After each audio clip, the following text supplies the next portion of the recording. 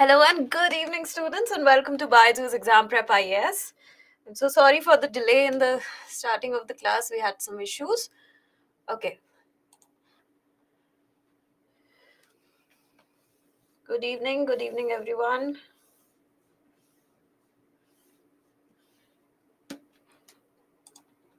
Okay, so let us start with our session for today.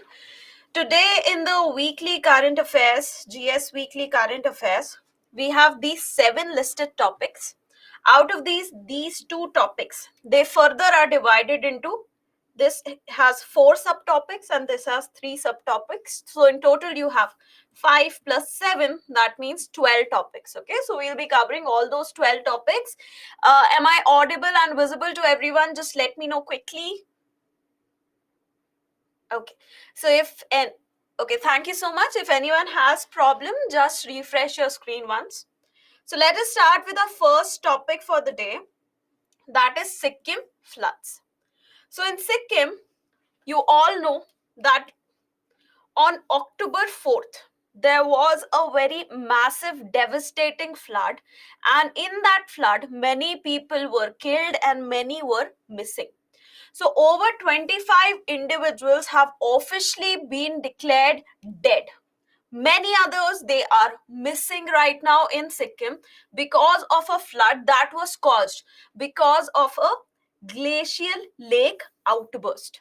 So, there was a glacial lake, and this lake suddenly it released a lot of its water, which when it went downstream, it caused a lot of flood in the surrounding regions. So this is what happened in Sikkim. Now, what is a glacial lake outburst flood? GLOF is a acronym for glacial lake outburst flood. You must have studied this in your disaster management, right? So this is a flooding which occurs when water that is dammed by a glacier. What is dammed by a glacier? So this is water, this is a glacier. So glacier is not allowing the water that is stored in this region to go out. Same thing that a dam does, right? So what does a dam do? We are creating a structure so that the water gets collected at the backside of the dam. So same thing is happening here. The only difference is that in case of dams, we are creating, in case of artificial dams, we are creating a structure out of bricks and concrete.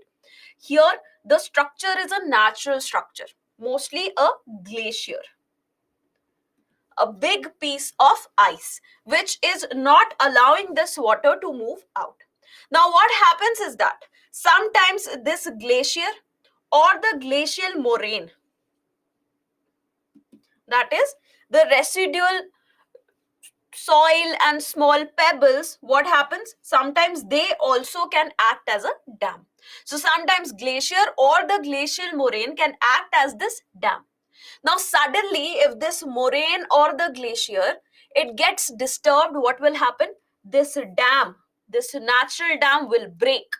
And once this natural dam breaks, all this water will get drained out. It will move down the stream and it will cause massive devastation at the low-lying regions. Okay. Akshay, please refresh your screen once. Now, there can be multiple reasons why this natural dam might break. What are the reasons? One, structural weakness. What happens is that the structure, this dam structure, it is very weak. So what happens? This water, it is putting some pressure on the structure, on this dam. After a while, the pressure becomes so high that this dam is not able to take that pressure, and so it breaks. Okay, so this is the first cause, that is structural weakness. The second is tectonic activity. There might be an earthquake that might lead to movement of this dam structure, of this natural dam structure. So once that movement occurs, suddenly the water gets released from this lake. Third is avalanches. Now suddenly there is an avalanche. it hits this place, and this dam, this natural dam breaks off, and this again leads to release of so much water. Okay. Just once more, let me know if I'm properly audible, if my voice is all right. Okay. uh, if anyone is having problem, please refresh it once, or please check your internet connection. Okay, thank you so much. Okay, avalanches. Okay, so someone is asking what is an avalanche. Avalanche is basically a mass movement of snow and ice. Landslide is mass movement of soil. Avalanches, mass movement of snow and ice due to the action of gravity. From up, it moves down due to the action of gravity without any external force. So what might happen is that an avalanche might hit this place, might hit this natural dam, and this natural dam breaks off, and the glacial lake water, it gets released. Yes, Prabjot, you can make such rough diagrams to in your answers. Next, volcanic eruptions. For example, this natural dam, where it is located at such a way where there might be some tectonic activity. Now, this tectonic activity can also lead to volcanic eruptions. Now, once this volcanic eruption occurs, it is releasing lava with a lot of force. This force can again break off this dam, and that might cause the lake to overflow. Heavy rainfall. If there is a lot of rainfall, what will happen? The pressure that this water is posing on this natural dam, that will increase, because the amount of water in this lake will suddenly increase. So as the pressure keeps on increasing on this natural dam, it will give away, and it will suddenly fail, break off, and the water will get released from the glacial lake, causing flooding in the downstream regions. Next, melting of ice. Now these two are very much related reasons for glacial lake or outburst floods. Melting of ice, in generally what might happen? Generally, this glacier during the summer season, there might be a lot of heat in that region.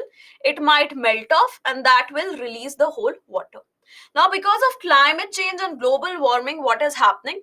Such instances where the glaciers, they are melting at a very fast rate, these are increasing, and that is why it is expected that in the future, because of climate change, because of global warming, such incidents, especially in the Himalayan region of India, they will keep on increasing. Okay, so these are very important reasons.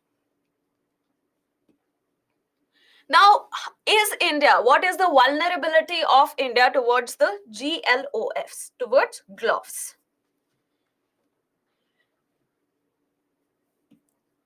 See, Hindu Kush, we'll come to what the glacier's name was, we'll come to that, okay? Please be patient. Now, the Hindu Kush Himalayan region, this region, it has a lot of glaciers, okay? It is oftentimes called as the third pole of Earth. Why? Because it has so much ice, so many glaciers that are present in this region. Now, there are 25,614 glacial lakes that are identified in 5 major river basins of this region. You don't need to remember the numbers. You just need to know the numbers right now to understand the problem that India is facing. So, among these glacial lakes, the maximum number of them, they are in the Brahmaputra region, Brahmaputra basin. Now, Sikkim, where does it lie? Sikkim also lies in the watershed region of Brahmaputra, because Teesta River, it joins the Brahmaputra River in Bangladesh. So, Brahmaputra basin has the highest number of glacial lakes, followed by Indus River, then the Ganga River system, then Amu Darya and Irrawaddy basin. Okay, this is Amu Darya basin, this is Irrawaddy basin, this is Brahmaputra, Ganga and the Indus basin. Okay, now what is happening is that because of climate change, there is a lot of heating in this region.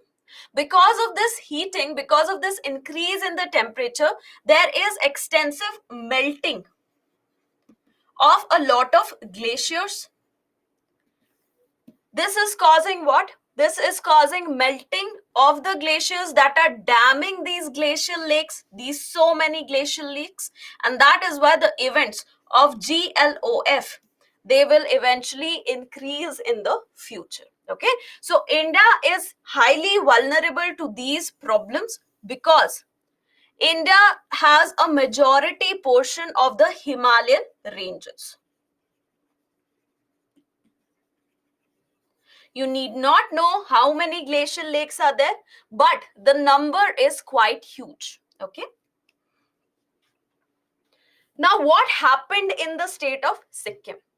Now, amongst all the states, all the Himalayan states of India, Sikkim, the small state of Sikkim, it has 80 glaciers, which is the highest number of glaciers compared to any other states of India. It has 80 glaciers. Now, there is one particular glacier known as the South Lonak Glacier. Now, everyone who was asking the name of the glacier, it is the South Lonak Glacier. So this glacier is located here. Okay, this is Nepal, this is Bhutan, this is Sikkim. Now this glacier is located over here. Now this is one of the most fast retreating glacier. That means the rate at which this glacier is melting is very high, which is a cause of concern for many geologists.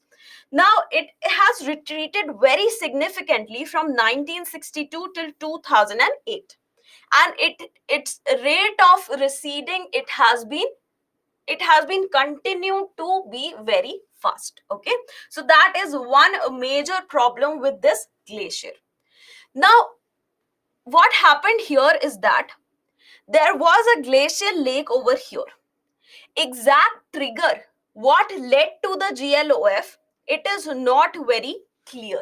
It is not very clear as of now what triggered amongst these reasons, what triggered this glacial lake. Okay.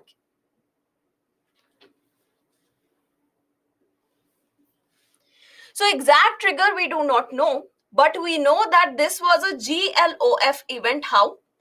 Because ISRO's National Remote Sensing Center, it assessed the images of the glacial lake that was located here. Now, according to those images, between September 27th till October 4th, when finally the GLOF event occurred, after the GLOF event, the around 1 square kilometer of water had drained out from this lake, from this glacial lake located over here. Okay, now the exact cause of that, it is not very clear.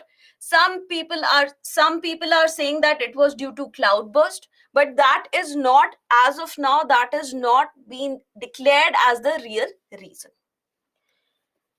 Now another problem here, another problem that we are having in assessing as to what was the exact reason that caused this, whether it was a cloudburst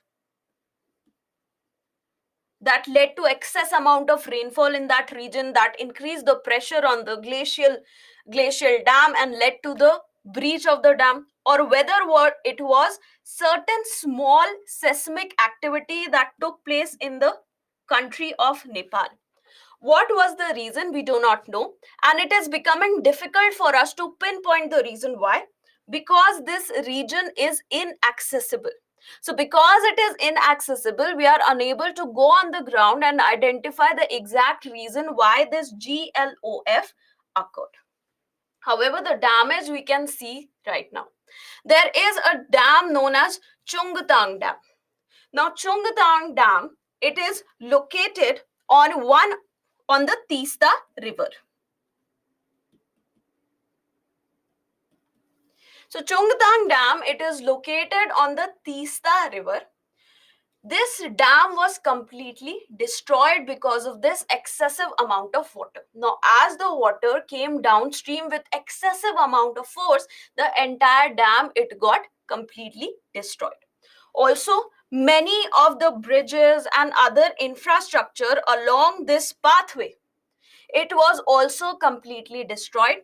Many soldiers who were located here in Bardang, they also got swept away with the flooding, and there was a rise in the death toll in that region. A lot of artillery, the weapons, a lot of weapons of the army also got swept off because of this event. Okay, now experts have warned that there is an increased risk in GLOF. This was just one such event.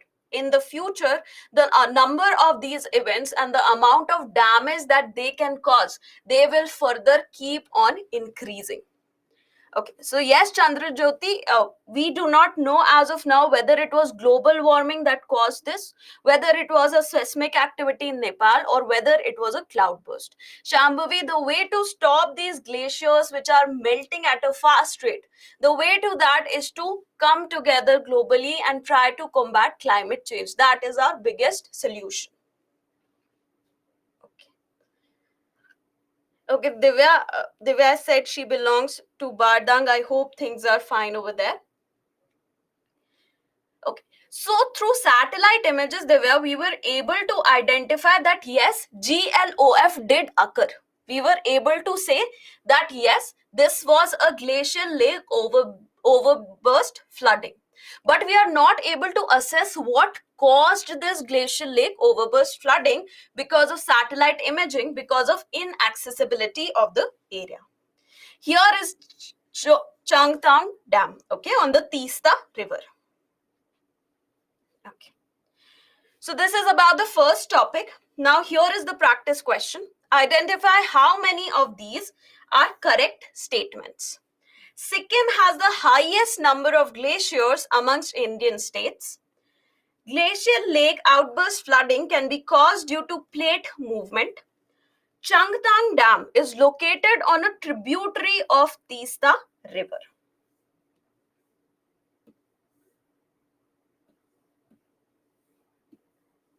I'm giving you 15 seconds for this answer.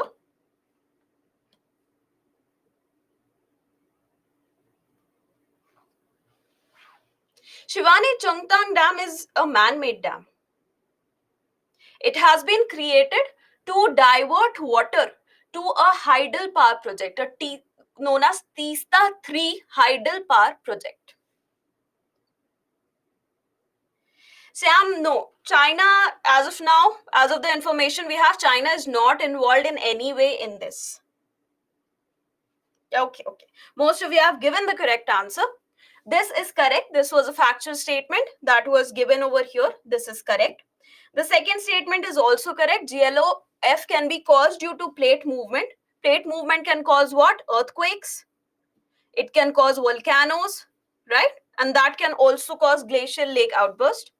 Chungtang Dam is located on Teesta River and not on a tributary of Teesta River. So this is incorrect. Correct answer is B. Okay, now we come to the next topic, which is related to Bharatiya Nyay Sanhita. Now, Bharatiya Nyay Sanhita, which is going to replace, it has not yet replaced, it has not been passed by the parliament. It is with the parliamentary standing committee right now. Okay, so Bharatiya Nyay Samhita, when it will be passed, it will replace the Indian Penal Code of 1860. Now, it is Indian Penal Code of 1860. We got independence when? In 1947. We became a republic in 1950. This was 1860. So that means it is a colonial legacy. It was created by the British. It was not created by an elected government of India. So there are multiple steps being taken in the country to decolonize the mentality of the country. One of such steps was what? Using the name Bharat instead of India during the G20. Another such steps is Bharatiya Nyay Samhita, or various codes, criminal and civil codes. They will be replaced by various other laws. Okay, so this is one such steps. But however, in this particular topic, we'll try to understand, is it trying to decolonize India? Is it truly trying to, fulfill the dreams and wishes of the people? In a democracy, what happens is that people are the supreme.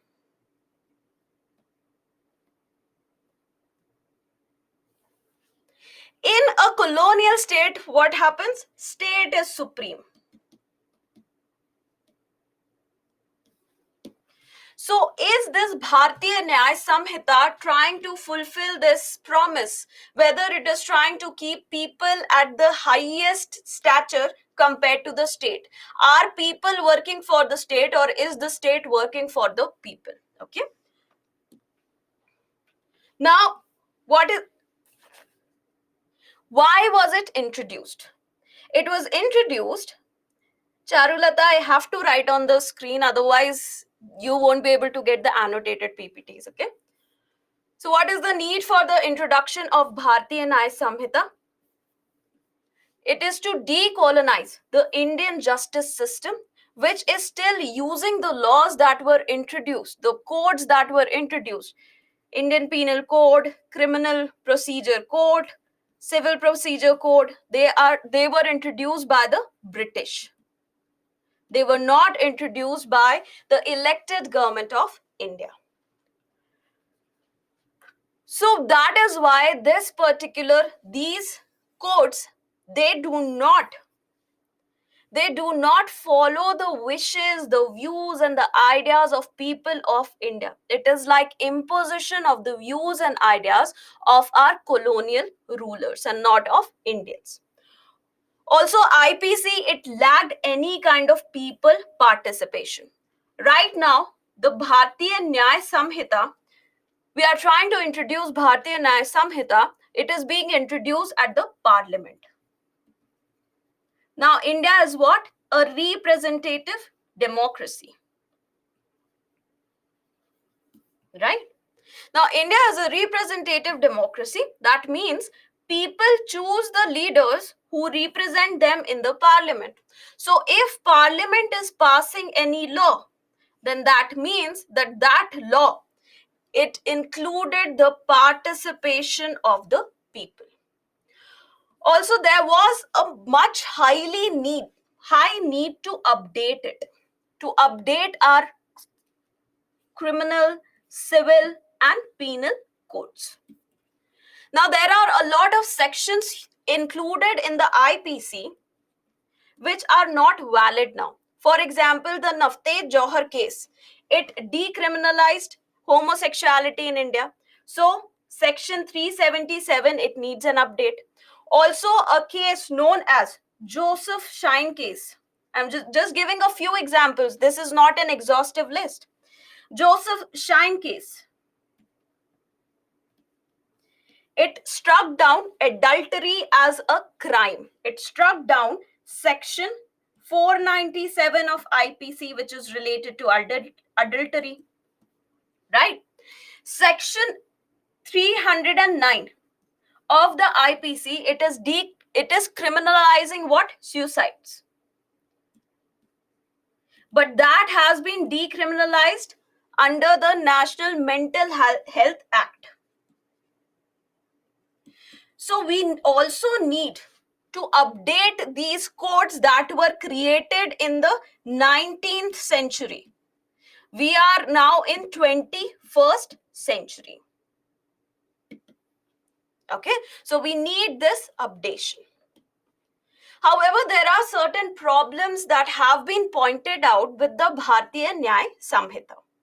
The first is that there are many vague terminologies that are being used. For example, the Terrorist Act. How does it define terrorist acts? They have changed the definition of the Terrorist Act. Earlier, UAPA, Unlawful Activities Prevention Act, it has what definition? Any activity that strikes terror in public. Right? Now, here in the Bharatiya Nyaya Samhita, Terrorist Act is defined as intimidation, any activity that causes intimidation of public. Now, intimidation of public, it is a much vaguer term. See, this was also a little vague, but it is more vague. That means it is giving a lot of discretion to the state and to the police to identify what is a terrorist act. Similarly, under the organized crime sections, there is inclusion of cyber crimes. Now, here it is stated that any cyber crime which has serious consequences will be considered as an organized crime if it includes 3 or more people. That is also a vague definition. Again, a lot of power is given to the state as well as the police in identifying what is an organized crime, what is a terrorist activity. Okay. It also increases suppression in the guise of security. Now, earlier British, what idea they had? They were the colonial rulers. They did not want to improve the lives of the people. They just wanted to fill in their pockets and use India as a milking cow. Okay. So they also introduced a lot of acts. They also introduced a lot of laws and policies so that they will keep on getting more and more power. So they were trying to suppress the people in order to state that they are actually trying to secure the lives of the people. Rowlatt Act. I hope my writing is clearer now. Rowlatt Act, guise bhavna means in pretense, pretending that you are trying to work for security of the people, but under that pretend you are actually suppressing the people. Okay. For example, suppressing the right to speech just to say that we are actually protecting you. Facebook stating that we are actually taking all your data just to protect you from any other person. So you are basically trying to cause harm to that person while stating that we are not trying to cause you harm. We are just trying to protect you from external things. So that also has been included over here. There are also, for example, an example of this, the police custody. The duration for which the police can have any person under their custody, it has been increased. Okay. Okay. Okay, which is clearer, this or this? This, which writing is clearer to you? Thinner or thicker? Okay, I'll keep it thicker then. Then the amount of punishments, they are also harsher. The various punishments that have been proposed under the new criminal procedure code, which is known as Bharatiya Nagarik Suraksha Samhita.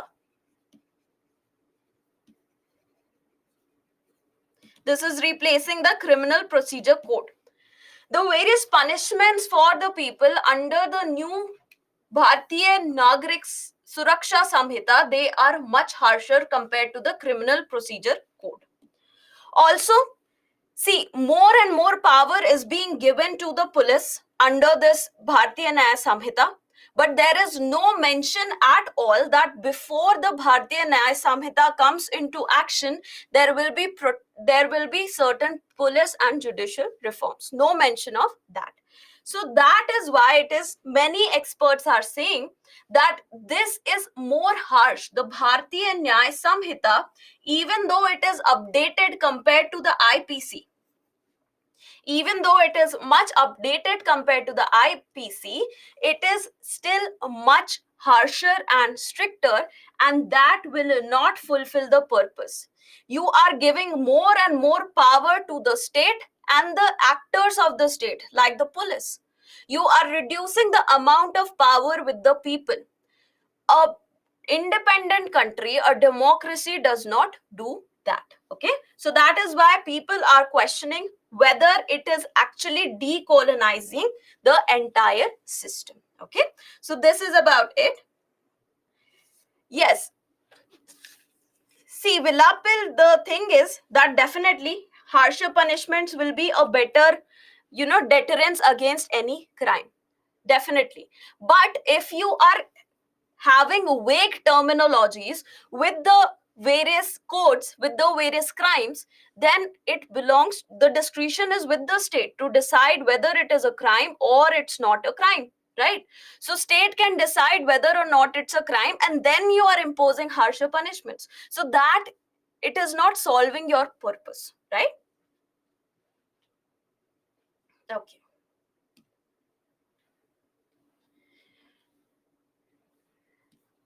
So here is the practice question, a simple one. Which of the following statements are true? Bharatiya Nyaya Samhita has replaced the Indian Penal Code of 1860. Bharatiya Nyaya Samhita has harsher punishments for terrorist activities. Okay.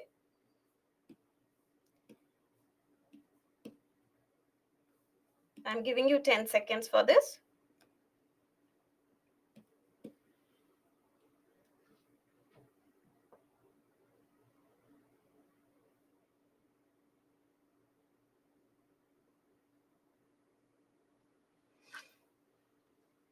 Okay, so most of you have given the correct answer.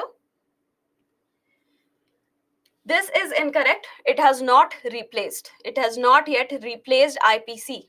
It is under the standing committee, the parliamentary standing committee. It is taking a look at Bharatiya Nyaya Samhita. Then it will further be introduced in Lok Sabha, passed in Lok Sabha, then Raj Sabha, then the president assent, and then it will replace IPC. This is correct. The punishments under the Bharatiya Nyaya Samhita for the terrorist activities, they are much harsher compared to the punishments that are declared in the Unlawful Activities Prevention Act. Okay, so your correct answer here is B. Okay, the next topic is a very short one. It is related to circular migration. Now, what is circular migration? Now, circular migration, it is a repetitive form of migration where the individuals, they are not permanently moving to any other place. They move to a destination country or a destination state, and then after the work is done, they move back. So this is the source, this is destination. Okay, so they are moving from source to destination only for employment or economic reasons. So this is another important factor here. Circular migration is considered so only if the migration is due to economic reasons. If any migration is due to, say, political reasons or educational reasons or any such reasons, it will not be circular migration. So migration from the source to destination for a short-term employment or economic activity, and then back from destination to the source. So this is called a circular migration. You're going there, getting your work done, getting your money, and coming back to your source. You are moving from, say, Delhi, you go to Mumbai, you complete your work, you get paid for that work, and then you are moving back to Delhi. For example, what is happening in India? From Bihar and eastern UP, many migrants, they move to Punjab and Haryana during the harvest season. They help in harvesting the crops and then they move back to their hometown. So this is an example of circular migration. Short-term migration, okay? Short-term migration only for economic causes. This is circular migration. The push and the pull factor needs to be only economic. The reason needs to be only economic in case of circular migration. It is mostly seen in low income groups who move to other places for very short term contracts, for very short term works, and then move back to the original location. As of now, there is no time that is set, no time frame that is set, but it should be less than 180 days. Now, to be called a circular migrant, the person has to complete 2 loops between 2 countries or states. So, if I am living in, say, MP and I move to Karnataka for a short term, I get my money from here, I move back to MP. If I've just made this one loop, just once I've made this loop, I won't be called a circular migrant. I have to do this at least twice. And only then I will be called a circular migrant. If this year I move for one season, say Rabi crop season, I go to Karnataka, get the harvest done, get the money, go back to MP. Next season, in the Kharif season, I go cut the crops, get the money and come back. Or I have some small contractual job. I go to Karnataka, finish my job and come back. Then again, after a few months, I get the job. I go to Karnataka, get the job done and come back. If I make this loop twice, only then I will be called a circular migrant. Okay. So what is circular migration? A short-term movement from the source to the destination only for economic reasons, and this should be done at least twice to be called circular migration. Okay. Loop means you go there, come back. So this is one loop that you have made. What is a loop? A loop is this kind of a thing, right? You go there, reach here, come back. So this is a loop. Okay, I'll repeat the definition.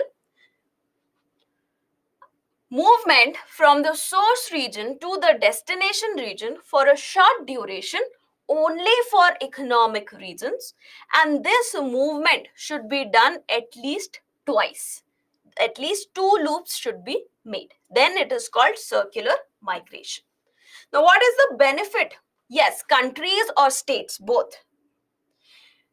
It is relevant both at international level or at state level as well. So I hope Shreyas, Srimant, Shanti, Jyoti, your problems have been resolved. Okay. Shanti, there is no particular duration that these 2 loops should be done in 1 year. Okay. So as of now, we do not have that definition of the time, but we know that at least 2 loops should be made. Okay. So this definition has been given by whom? This definition has been given by UN Economic Commission for Europe Task Force. So they have given this definition. Now, please note that this migration can be external, that is between the countries. It can be internal, that is within the country as well. Okay, Sangram, if you are moving for tourism, that means you are just going there for sightseeing, for having a vacation, then you'll come back. In case of circular migration, the reason is economic. You are going there to earn some money and then you'll come back. Pranoti, the definition is given by them. Okay. So what are the benefits of this both for the sending and the receiving countries or the states? See, for the sending state, that is for the source region, what is the benefit? They get money, they get employment, they get money. So this is the benefit for the source region. For the destination region, what is the benefit? The destination region, it is getting employees or laborers for at contractual rates. Vidya, it's between either two countries or two states.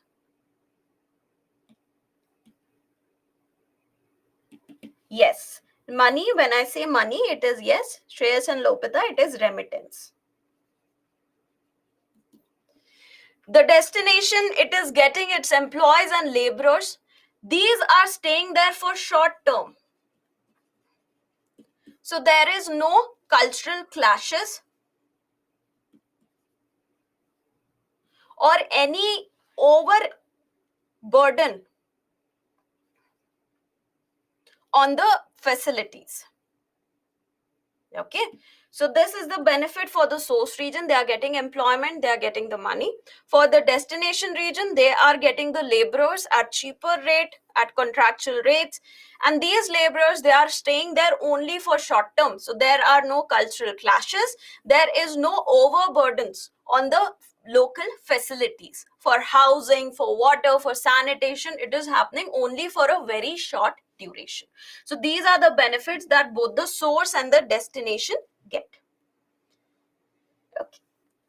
Now within India, our internal migration, a majority of our internal migration has often been circular in nature. See, India is majorly an agricultural economy. So here what used to happen, the laborers, they used to stay at their original locations, at their source regions for majority of the time, and only during the harvest season they used to go to the destination, complete the harvest, get the money, and then come back to the source. Okay, so usually most of the internal migration that we see in India, it is already circular in nature, mostly because of the agricultural economy that we have. However, these circular migrants in India, they face very similar problems compared to the normal migrants. Why? They are facing problems like the local laborers, they are protesting their presence because they are taking up the jobs.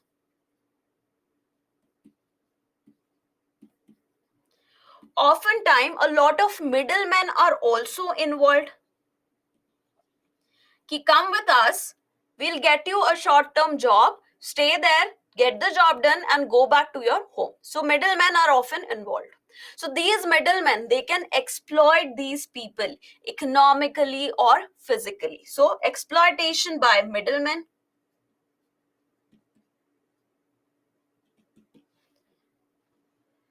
Also, working conditions, because they are staying for a very short duration, the employers they have hired them at a contractual rate, so there is no presence of health benefits. The working conditions, the employer is not, they do not have to commit to very good working conditions either. So the working conditions, the social security, it is absent in case of these circular migrants as well. Okay, so these are the problems that these circular migrants they are facing. So what is the solution for these problems? The solution is that the states, they can create certain policies if they know that there will be a high influx of circular migrants during certain seasons. Okay, so states need to make policies. A very good example here is state of Kerala. Now, state of Kerala has a policy known as Awaaz Health, where the So these migrants, they can also get access to the healthcare facilities within the state at nominal rates. Also, we have come up with one nation, one ration card scheme. So if the migrant is moving there for say 2 months, they will go there. While they are staying there, they can go to the ration shop, show their ration card, and get the grains. So this is another scheme that can be helped. Next, we need to ensure that we raise the minimum wages. The minimum wages should be in such a manner that these people who come from outside, or the people who are living over there, who are thinking that these circular migrants are taking up their jobs, they can in fact take up these jobs, so that the circular migrants do not have to move over here. Or if the circular migrants are moving over here, the wages are in such a way that they are able to survive here, even though the working conditions might not be proper. Okay, so these are the three solutions for these problems. Okay. Yes, Avijit, if a person goes from the place where they are living to any other place for some duration for an economic reason, that will be circular migration. Now this can be at country level, this can be at state level, this can be at district level. Just that they have to remove themselves from their original place of inhabitants and go to some other place for the work. Okay.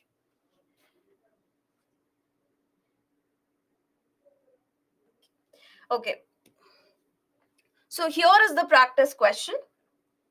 The practice question is, which of the following best describes circular migration? I moved from India to USA, get an American citizenship before moving back to India as a person of Indian origin. I moved from Uttar Pradesh to Delhi for my 3-year undergraduation course. I moved from Telangana to Kerala to work in a plantation during the harvest seasons. I moved from India to Australia and then back to an Asian country, Malaysia. So, which of these are best describing circular migration?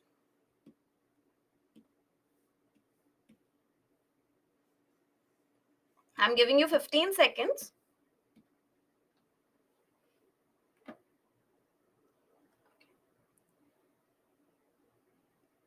Okay, Ashwin, so gig workers, they are not exactly like circular migrants. Okay, so these are two very different different topics. We cannot combine them as circular migrants. I can be a gig worker in my own city as well. Yes, most of you have given the correct answer. Yes, definitely being a gig worker also requires some amount of security, but that is not equivalent to migration. Okay. Okay. Prabhajot, in Kerala, I'll repeat the Kerala example again. In Kerala, there is a scheme known as Avaz Health, which helped these migrants to access the healthcare system of the state. Okay, so migrants are also able to access this healthcare system. So this helps because these migrants, they are mostly contractual. There is no amount of healthcare insurance that they have from their employee. So that is why this particular scheme of Kerala, it is helping such people who are contractual laborers, who are these circular migrants and who do not have healthcare insurance or coverage by their employers. This is the correct answer. I moved from Telangana to Kerala to work in a plantation during harvest seasons. If this was a single season, then it would not have been circular migration. That's why I added this S, okay? It was missed in this statement. Yes, Zabir. See, that's why I added this S before giving the question for harvest seasons, multiple seasons.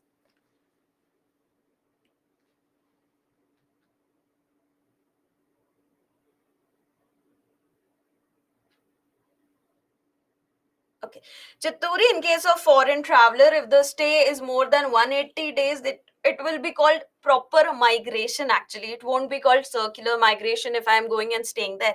Anyone, if they stay more than 180 days outside India, they get the category of non-resident Indians.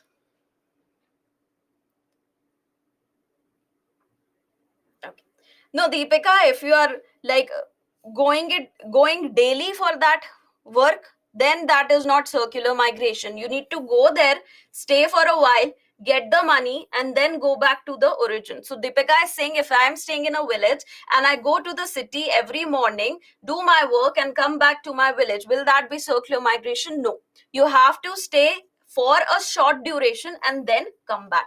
See, this duration has not yet been defined. Okay, so it is not yet defined how much duration do you need to stay over there.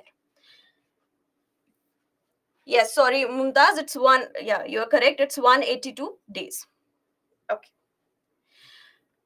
Next topic is a very burning topic, the topic of Israel and Palestine. What is going on over there? What all you need to know. Now, the context is that Israel has declared a war on Hamas. Okay, this is 50 years after the last war between Israel and Palestine. There have been multiple skirmishes since 1973. There have been multiple skirmishes between Israel and Palestine, but a full-fledged war was not declared since the Yom Kippur War of 1973. So there was Yom Kippur War of 1973, and after this, the first time that the war has been declared is 2013. Sorry, 2023. Okay. So this is what? This is 50-year gap. So a little bit about Israel. This is the state of Israel. This is Dead Sea. Dead Sea makes up the boundary between Israel and Jordan. This section, one West Bank and Gaza Strip. These are Palestinian territories, and the rest of the country is Israel. The countries that are bordering Israel include Lebanon, Syria, Jordan, and Egypt. Okay. On the western side of Israel, we have Mediterranean Sea. Okay. So this is clear. The location of Israel, it is located in West Asia. It is bounded by Lebanon on north, Syria on northeast, Jordan on the eastern side, Egypt on southwest, and on the west side we have Mediterranean Sea. Dead Sea makes up a part of the boundary between Jordan and Israel. The West Bank and the Gaza Strip, they belong to Palestine. West Bank is ruled by Palestinian Authority, which is the political wing of Palestinian Liberation Organization. The Gaza Strip is ruled by Hamas. So what has happened now is that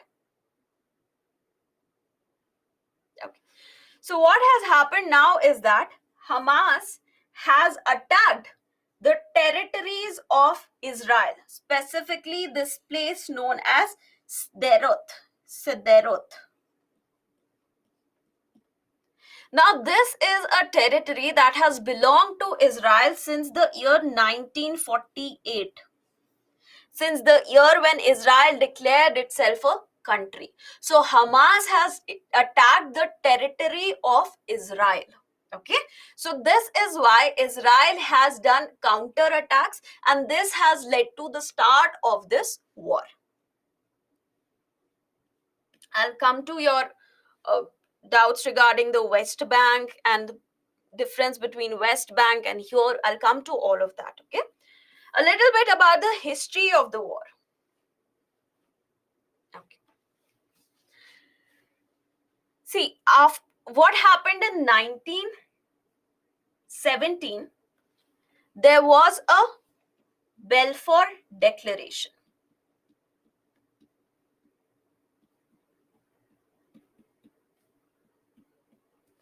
Now, who was Balfour? Arthur Balfour was the Foreign Secretary of UK, British Foreign Secretary. Now, this Foreign Secretary, it wanted more and more support during the First World War against the Ottoman Empire and against the forces that were fighting against Britain.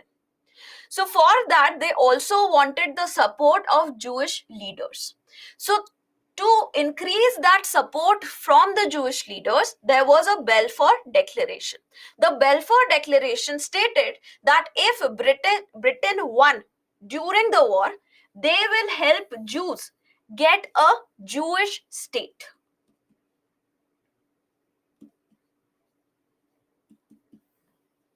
They will help the Jews form a Jewish state in the area around Jerusalem, which was historically considered as the place, which is actually considered the place from where Judaism, it originated. Okay, so that was Balfour Declaration. So what happened is that after the defeat of Ottoman Empire, under whose territory was this then state of Palestine, the British, they got the custody of Palestine. Now, Palestine, it had a huge majority of the Arab population and a very small minority of the Jewish population. So what happened is that this was after World War I. Britain got the mandate of or the custody of Palestine. Now, British had promised that there will be a Jewish state in this territory after World War I. In the 1920s and the 1930s, what started happening? There were a lot of atrocities against the Jewish people. So Jewish people, they wanted to move out of that location. Now, because Balfour had already promised that we'll help you create a Jewish state in this location around Jerusalem, what happened? Many Jews in the 1920s up till 1940s, they started fleeing Europe and they started entering Palestine, the state of Palestine. Now, once the population was high in this location, they started demanding a separate motherland for the Jewish people, which will be named what? Israel. So they started the demand for Israel. So British thought that British authority, specifically after World War II, it was declining. It was not able to manage its colonies or the places whose custody it had. So Palestine was one such place. British said that we are not able to manage this location because there are a lot of skirmishes that are happening already between the Jewish people as well as the Arab people.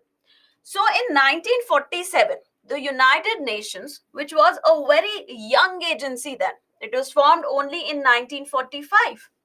United Nations, it had a vote.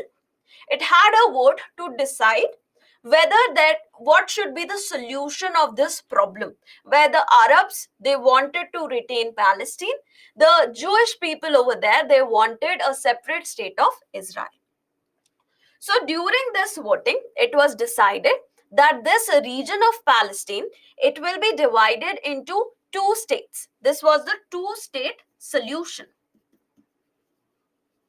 It will be divided into two states. One will be Jewish, other will be Arab.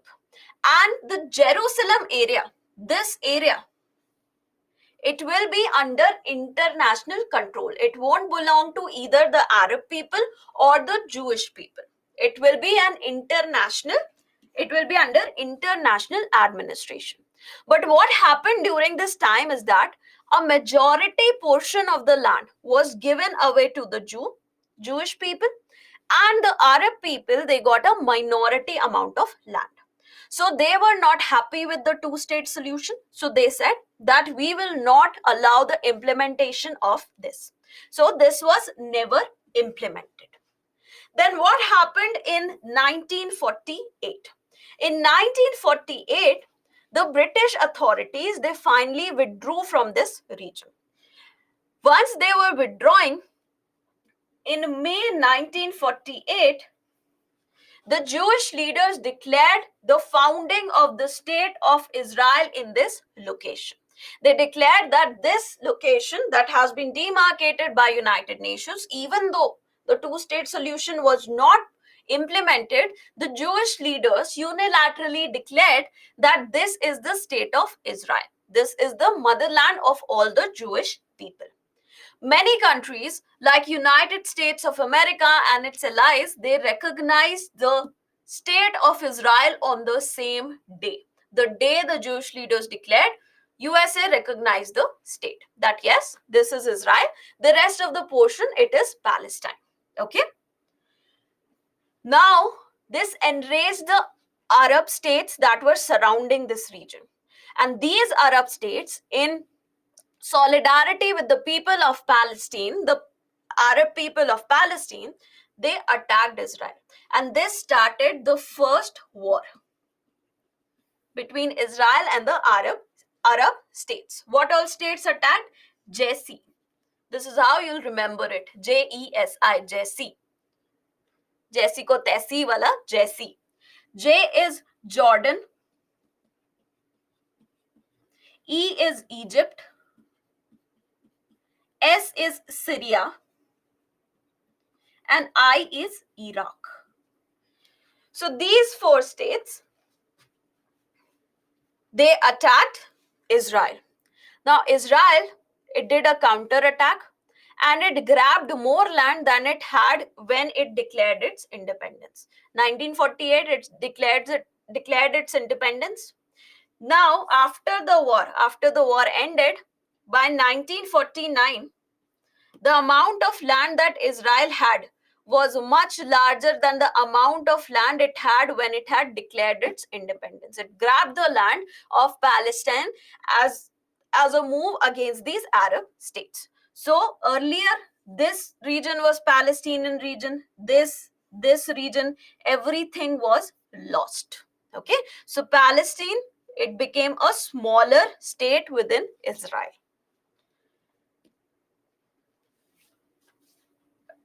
Vilapal, this war, Jesi versus Israel, it was 1948. Then again, there was another problem in the year 1956. There was Suez crisis. So what happened is that Egypt, it nationalized Suez Canal and it declared that it will not allow the Israeli ships to move from the Suez Canal. Now you can see the location of Israel. It is located here. The only bank it has is the only coastal region it has is on the Mediterranean Sea side. So if it has to do trade via sea, it will have to take the path of Suez Canal. Now Egypt said that we'll not allow you to use Suez Canal. So Israel got enraged.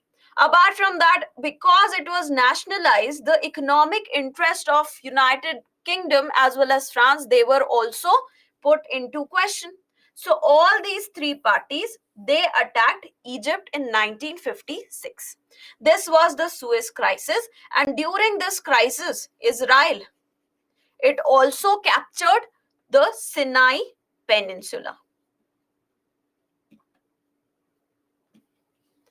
Then there was the Six-Day War of 1967. In the Six-Day War, what three countries attacked Israel? JES. I was removed. JES attacked Israel. Jordan, Egypt, and Syria. So they were to attack Israel. However, Israel got the intelligence beforehand and it launched some preemptive strikes on these countries and quickly gained again the control of Sinai Peninsula, more area of Sinai Peninsula, the West Bank, the Gaza Strip, the Golan Heights. Where is Golan Heights? This is Golan Heights, which is a part of Syria. It was also captured. and the East Jerusalem, the eastern part of Jerusalem. All this after the Six-Day War, all these territories, they were now included under the occupation of Israel. So after 1967, what happened? Even a majority of this portion was also lost, and now Palestinian people had only this much area under their occupation. Okay. Yes, Shreyas, these dates are important: 1948, 1956, 1967, 1973. These are four very important years when we talk about Israel and its problems. In fact, Suez Crisis has been asked in UPSC already. Okay. Next, we have the Yom Kippur War. Ashwin, I'll do that. I'll explain in short as well. Then was Yom Kippur War. Now, Yom Kippur is a very holy day for the Israeli people, okay, for the Jewish people. Now, considering that it was a holy day, it was a holiday also. So many Arab states, they attacked Israel to gain back the entire territory that was lost during the Six-Day War. So this happened in 1973. However, the Israel, it did not lose any territory in 1973. Then 1967, when we are talking about here, in 1967 itself, there was formation of the Palestinian Liberation Organization.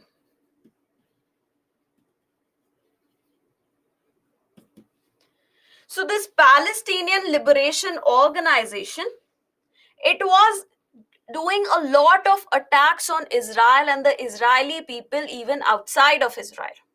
So Israel was very concerned about this problem, and they knew that it is Lebanon, the state of Lebanon, that is providing all kinds of help and providing refuge to the Palestinian Liberation Organization people.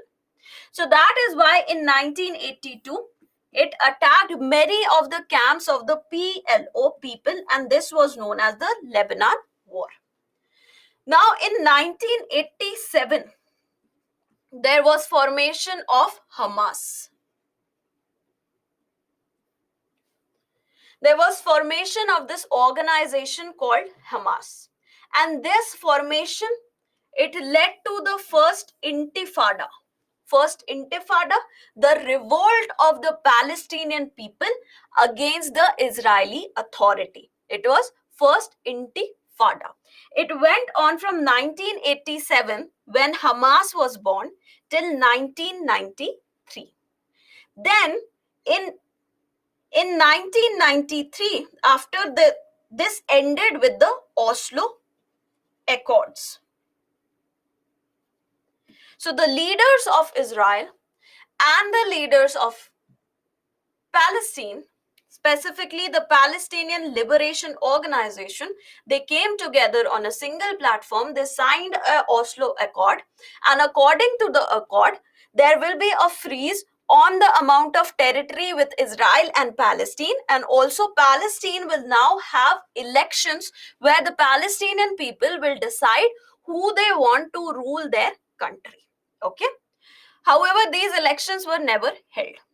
However, another significant output of the Oslo Accords was that there was creation of Palestinian Authority.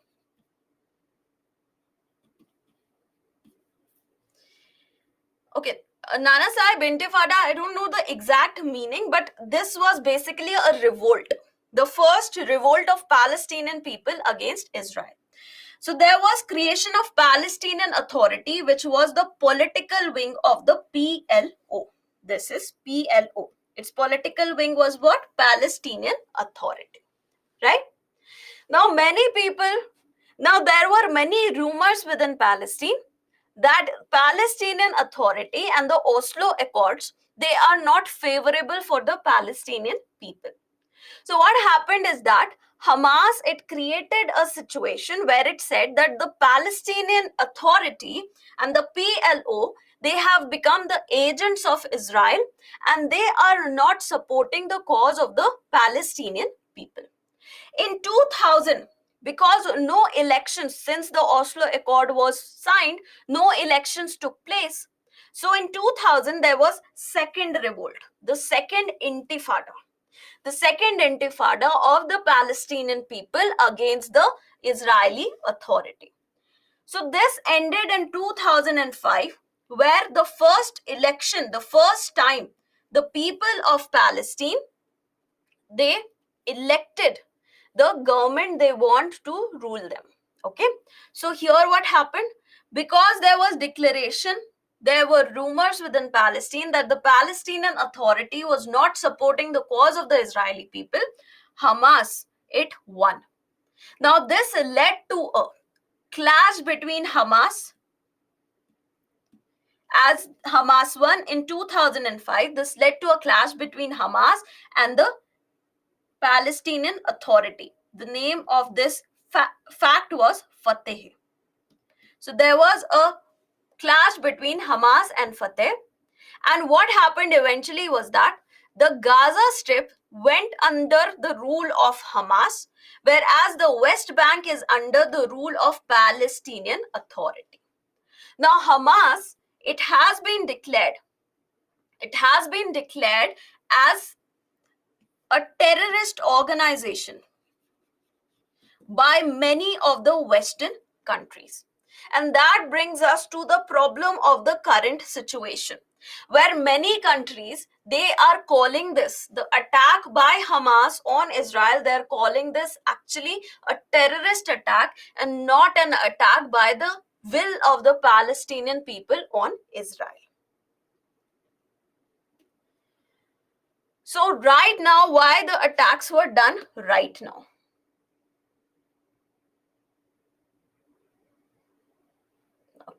Okay, Richa, Palestine is not a recognized country, okay? Palestine has an observer status in United Nations, but it is not a recognized country.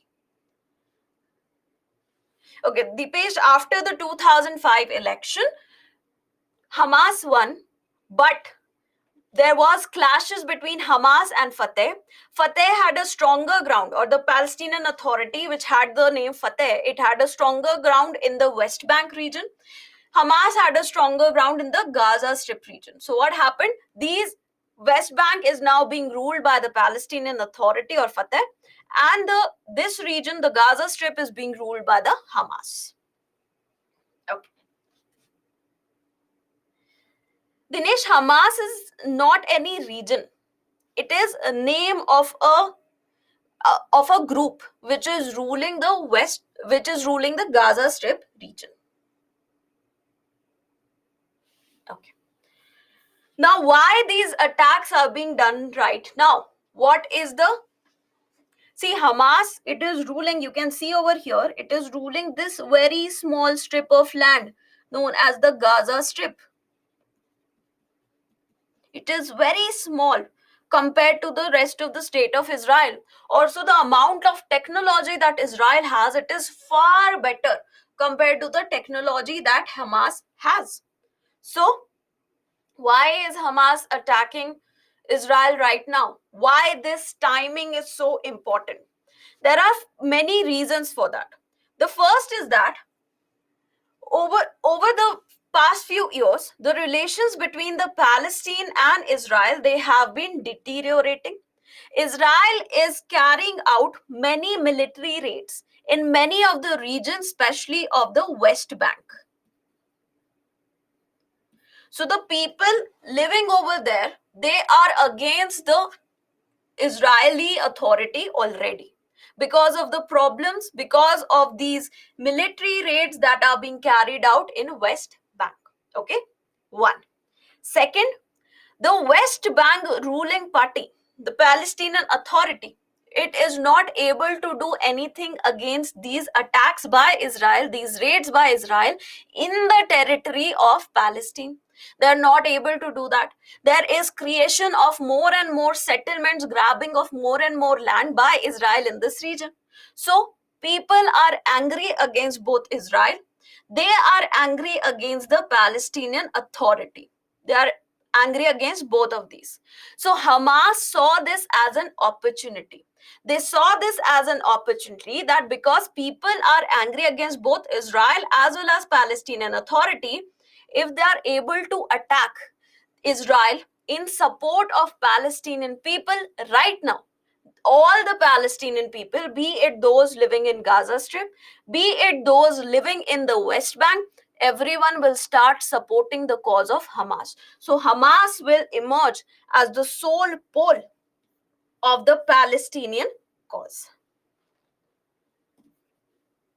Apart from that, there is some internal problems that are going on in Israel.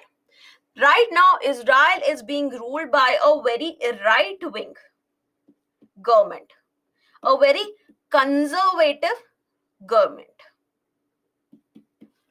This government that is ruling Israel right now, it is trying to grab more and more power with itself. So recently what happened is that a bill was passed in the National Assembly of Israel. What is National Assembly of Israel? What is its name? It's known as Knesset.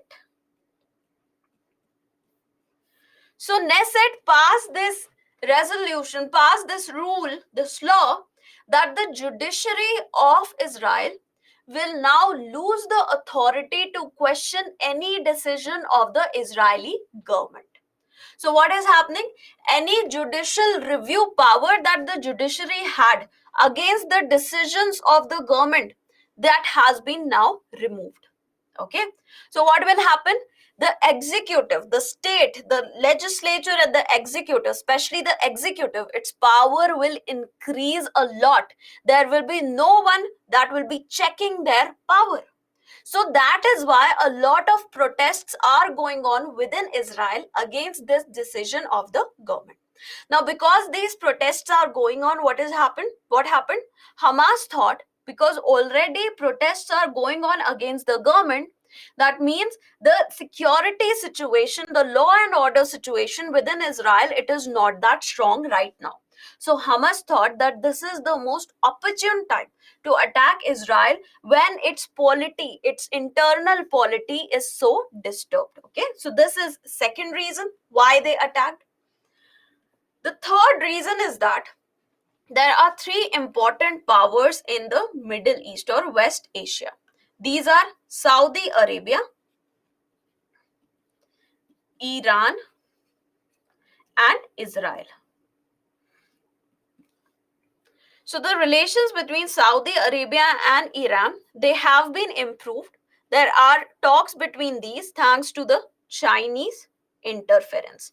China, it was able to broker a deal for better relationships between Saudi Arabia and Iran. Okay.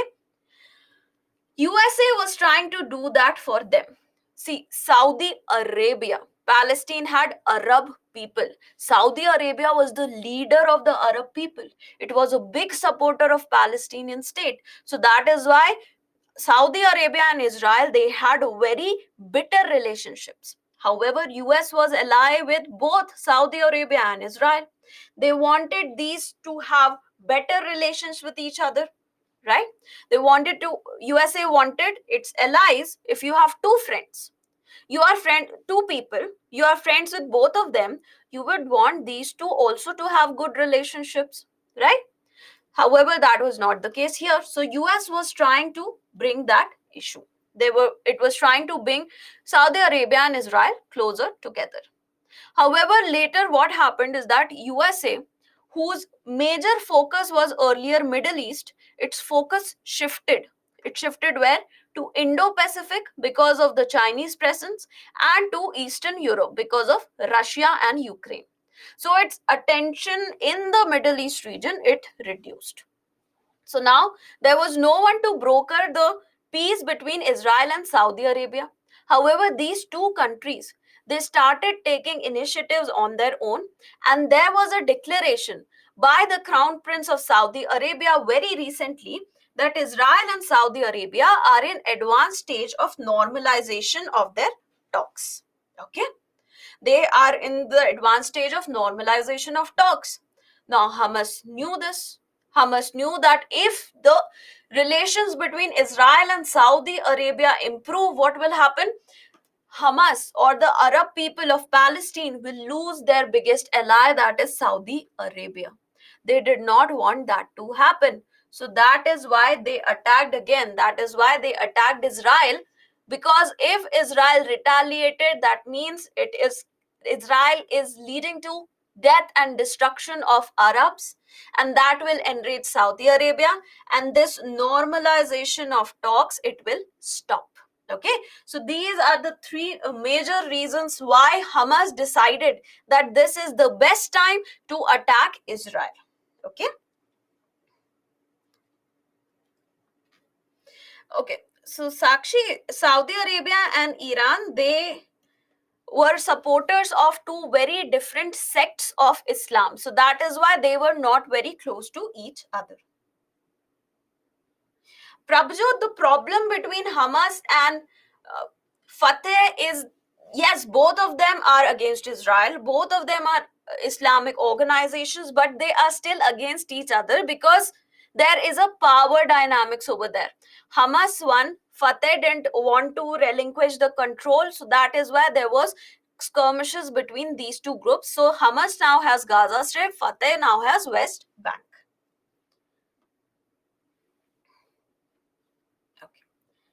Vikram, the Lebanon war was caused because Israel thought that Lebanon is providing help and providing refuge to the terrorists of Palestinian Liberation Organization. Okay. Pratik, Jerusalem is here. Okay. So what is India's stand in this? See, India has clearly declared that this is a terrorist attack on Israel. India is very much against any kind of terrorist activities, and it stands in solidarity with Israel during this difficult time. So this is a terrorist attack. The Hamas, it has attacked Israel as a in the capacity of a terrorist organization. It is in no way trying to help the Palestinian people. It is trying to help itself. Okay. So India stands in solidarity with Israel. Now, India has explicitly stated that these are terrorist attacks. See, Hamas already has been declared as a terrorist organization in many countries across the world. India has not declared it as a terrorist organization, but it has been declared so in many countries of the world. So this attack is a terrorist attack. This is not a revolution by the Palestinian people against the Israeli Authority. This is just a terrorist attack. India has also been following the de-hyphenation policy specifically with regards to Israel and Palestine. We support the cause of the oppressed people of Palestine. We are completely against any kind of oppression all across the world. We support the will of the people. We support democratic processes. However, we do not support terrorism. So any kind of solution between this problem of Israel and Palestine, it should come through peaceful process. And de-hyphenation means that just because we are supporting the cause of the Palestinian people, we are supporting the cause of the oppressed people, does not mean that we will be against the state of Israel. So we are also supporting the oppressed people of Palestine. So this is de-hyphenation. It means that these two activities are not taking place in silos. If we are supporting one, we'll have to oppose other. That is not the case. We are supporting them, but we have good relations with Israel as well. And this was the de-hyphenation policy. Shreyas, the government of India, we need to see the stand of government of India. Whenever you're writing your answer, do not take the stance of any particular party of India. Okay, you do not have to take stance of a particular party. You have to take the stance of the government of India. Your government employees, you'll become civil servants. You will not belong to any particular government party. You'll be belonging to government of India. So whatever is the official statement, you'll have to support that statement only. You do not have to look at the statement given by any other party, any other small committee, nothing. Only the one that is given by the government of India, the Prime Minister or the External Affairs Minister. Okay. So, if the question is about that, you need to state that we have a dehyphenation policy. We support the oppressed people, but this solution, it should come through peaceful processes and not through terrorism and violence. Okay. So now we come to the practice question. Practice question is, how many of the following statements are true? Dead Sea makes part of the border between Israel and Jordan. West Bank is located adjacent to Mediterranean Sea. The Yom Kippur War preceded the Six-Day War.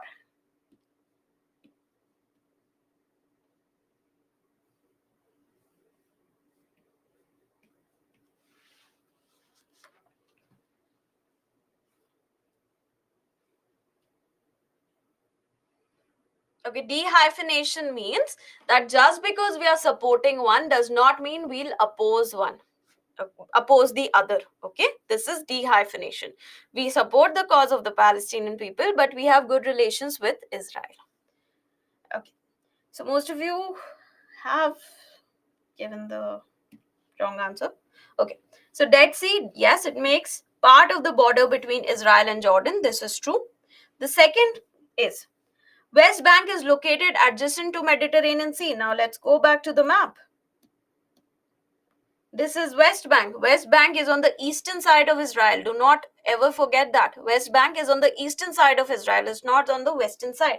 This is Mediterranean Sea. It is not adjacent to West Bank. This is a wrong statement.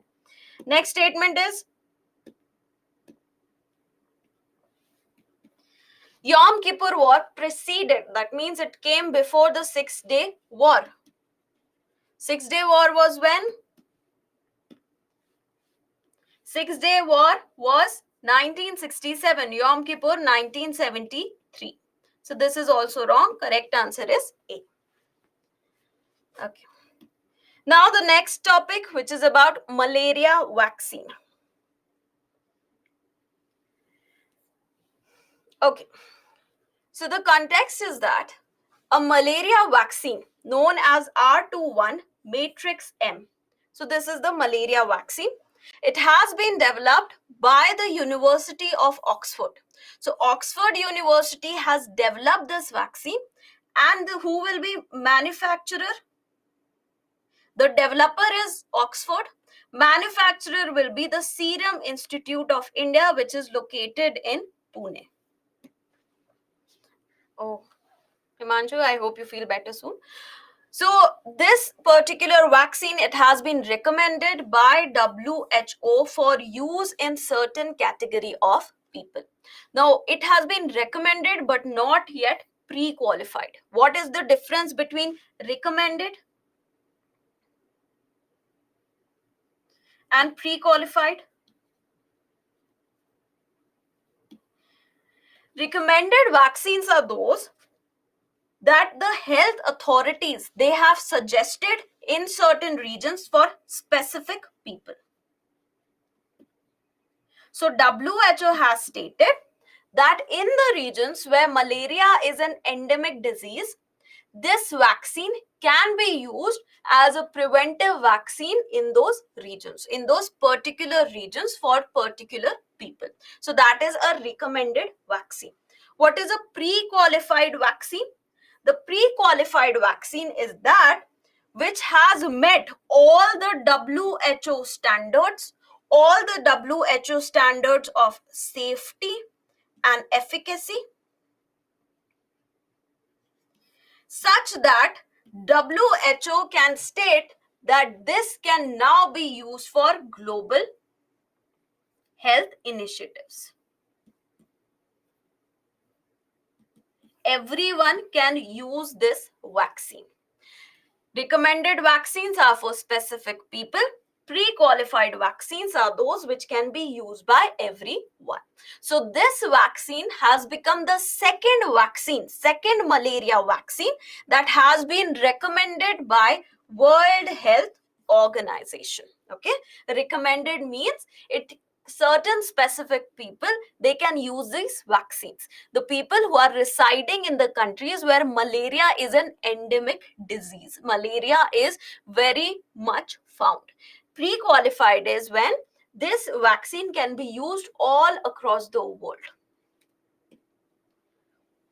I'll come to which was the first vaccine, okay, don't worry. Now about malaria. See, malaria is a disease caused by protozoa. Okay, it is not caused by bacteria, it is not caused by virus, it is not caused by fungi, it is caused by protozoa. It is caused by protozoa and it is a vector borne disease. See, if you are in contact with another person who has malaria, if you are taking care of this person, giving them food, washing their clothes, then you will not contract malaria. However, if a mosquito comes and bites this person, it flies and comes to you and bites you. Only then you will get malaria. So that means it requires a vector that will bite the infected person, then bite the non-infected person and cause the disease in the non-infected person. So it is a vector-borne disease. It cannot spread through touch. It cannot spread through air. It is not waterborne. It is not airborne. It is a vector-borne disease. So, what is the vector for this disease? The vector for this disease is female Anopheles mosquito. Okay. So, female Anopheles mosquito, when it bites, it has bitten an infected person, then it bites you. So when it bites you, what happens? It transmits the spores or particles of this pathogen, of this protozoa. It transmits certain particles of this protozoa. Now these spores first, what they do? They enter your liver. They enter your liver. Now in the liver, these spores, they enter the liver cells. In the liver cells, these spores, they get multiplied, and then after their multiplication, they enter the bloodstream and then they infect your entire body. So when the mosquito bites, first the spores go to liver. In the liver, they multiply, and after that they enter your bloodstream, and through that they enter your entire body. Afreen, it is not a disease that can be caused by touch, by air, by water. It is a vector-borne disease. So no, by contact, human to human contact, this disease will not be caused by human to human contact unless the same mosquito bites the two people. Spore means small particles of the protozoa. They enter your body when the mosquito bites you. They first go to your liver. In the liver, they multiply. After multiplication, they enter your bloodstream. Okay. Now, there are 5 different kind of Plasmodium parasites that can cause 5 different kinds of protozoa that can cause this particular disease. Malaria has already been covered in one of the previous webinars. I only covered it. It was very comprehensively covered. You can just go through that. Okay. Now, what is the global or regional status of malaria? According to World Malaria Report of 2023, compared to 2020, there has been a modest increase in the number of cases of malaria in the world. So the number of cases, they are on a rise. However, many countries, they have started eliminating the disease, and in the year 2021, China China became the biggest and the most populous country of the world to eliminate malaria as a disease. What about, this is 22, okay, Adnan, it is 22. Sabah, Adnan, I hope your doubt is clear. World Malaria Report 2022, the latest one that we have. What about the status of India? India has only 3% of the global burden. Not only 3% is a big number, India has a 3% of the global burden of the malaria cases. However, according to WHO, there is a lot of under-reporting of malaria cases in India. If 10 cases are there, only 5 are reported. This is called under-reporting. Also, in many people, the disease is undiagnosed. They do not know they have malaria. They just think they have some bacterial or viral infection. They do not realize that they have malaria. So, what is the level of underreporting and undiagnosed cases in India?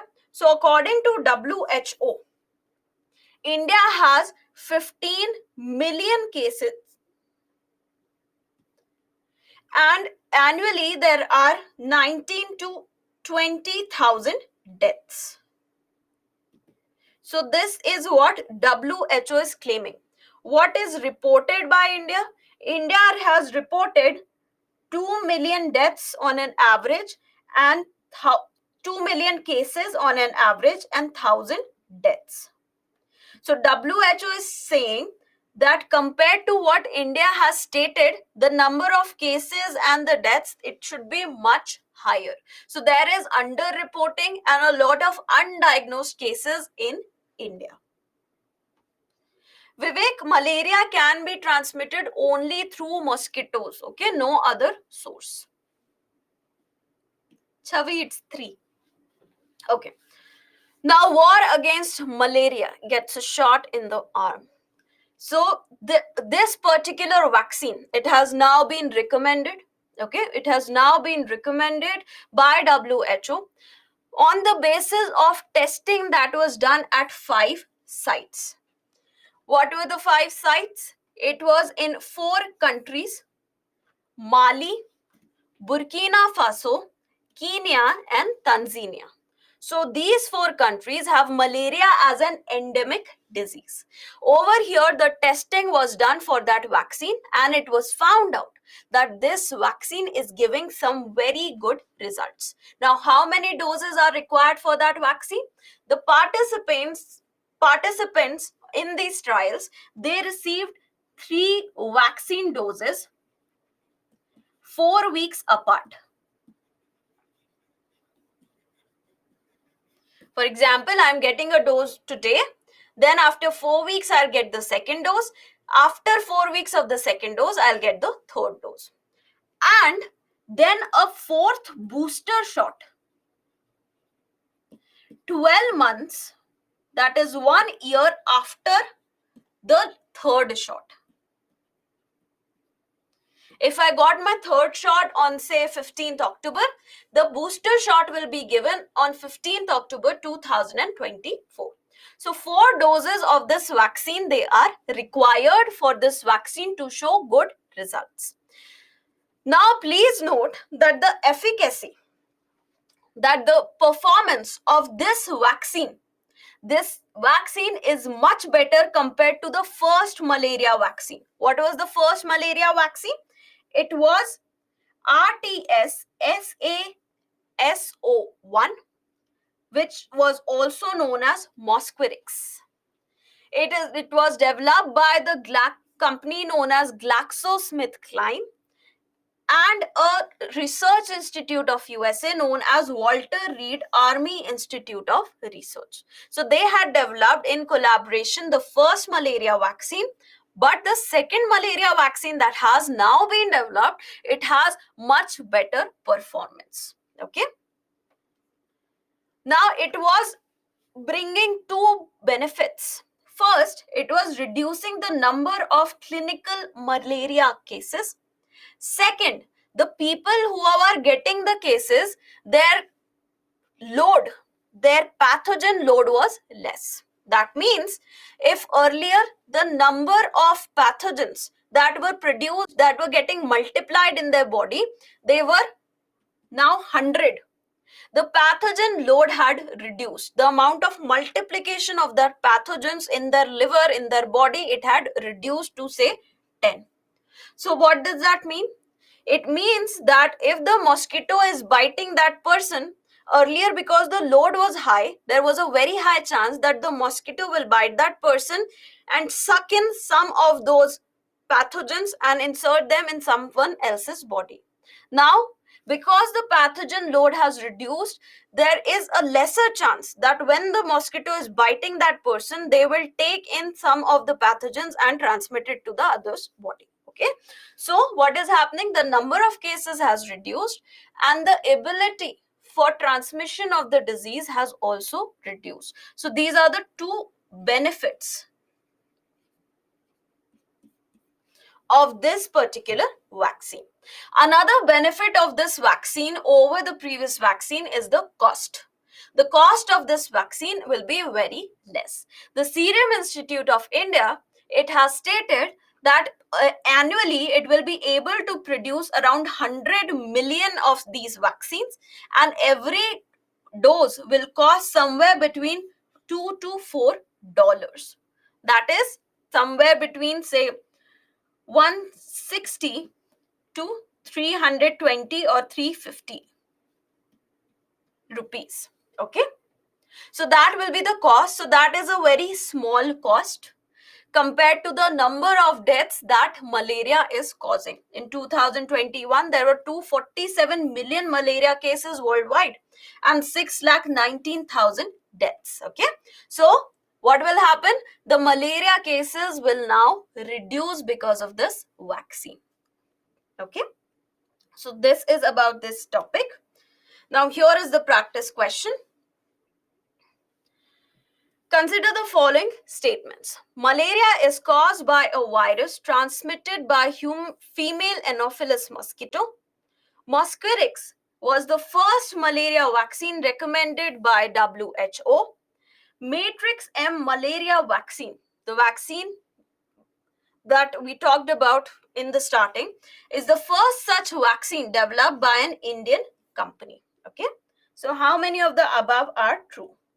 So carefully read the statements before you give the answer.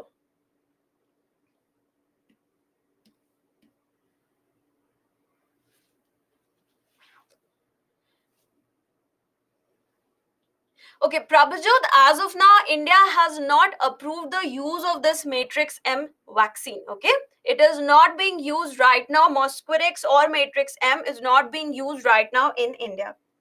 Okay, so I'll tell you. Malaria is caused by a virus? No. I stated that very particularly. It is caused by a protozoa. So this is wrong. Mosquirix was the first malaria vaccine recommended by WHO. Yes, Mosquirix was the first. Matrix M is the second. Now, when in the first slide, I told you very clearly, Matrix M is developed by University of Oxford. SII is only manufacturing it. So it is not developed by any Indian institute. It is developed by University of Oxford, which is in Britain. It is not developed by India. So this is also incorrect. Correct answer is statement A. Sorry, option A. Only one statement is correct. Now we come to an important topic, a little confusing topic. Please note that whenever we talk about Nobel Prizes, you need not go into extreme depth of the topic. Just know whatever is required. See, the biggest problem in UPSC exam is that every topic is so interesting that we start doing PhD in those topics. You need to know when you should stop reading about that topic because there is an ocean of information that you need to know about, right? So when we are talking about Nobel Prizes, we will not go into extreme depths. I'll just tell you about the basic concept related to that Nobel Prize. So we'll be talking about Nobel Prizes of chemistry, of physics, of peace, as well as literature. Medicine was covered last week in your mains webinar, so that's why I have not taken it. Also, economics was declared only yesterday, whereas this particular webinar, it talks about the events that happened in the last week. Okay, so economics, it will be covered in the next week. So Nobel Prize of Chemistry, Physics, Peace and Literature will be covered now. Okay. So first, Nobel Prize in Physics, given to three people: Anne Lhuillier, Pierre Agostini, and Ferenc Krauss. Okay, so these three people, they have received the Nobel Prize. Even though UPSC does not exactly ask these direct questions, who got the Nobel Prize in physics, they do not ask these questions. However, they can ask questions related to the concepts that were provided the Nobel Prize. However, it's better to know these names if you're giving any other exam. Yes, Rahana, both are same. Okay. So these three people, they have been provided the Nobel Prize in Physics for what? For experimental methods that generate attosecond pulses, very short pulses of light, for study of electron dynamics in matter. So they were able to do what? Through this, they were able to measure the kinetic energy of electrons in a krypton atom. This is the first time that we are able to study the electrons in such depth. Now, before we go into what is attosecond, a small concept. Okay. Now, tell me, if there is a very fast moving car, if you try to click the picture of that fast moving car, what will happen? The picture will be very blurred. It will not be proper. It will be a very blurred picture. However, if you have a camera which has a very small exposure, the amount of time that the lens is opening and closing, the amount of time for which the lens is open. If the exposure is very short, what will happen? It will capture a very minuscule amount of time, and within that time, the car wouldn't have moved a very long distance. So your image, it will be still. It won't be a blurred car that you'll see. It will be a still car that you'll see, right? Understood? This is understood to everyone. If you try to take a picture of a fast moving car, it will be a very blurred picture. But if you reduce the exposure, the amount of time your lens is opening, and the amount of time for which your lens is open, what will happen? You'll be able to get a non-blurred picture, because it will be capturing a very short duration of time. It will not be capturing multiple frames. Okay, only a single short duration of time, and the image will be very sharp, right? Now what happens is that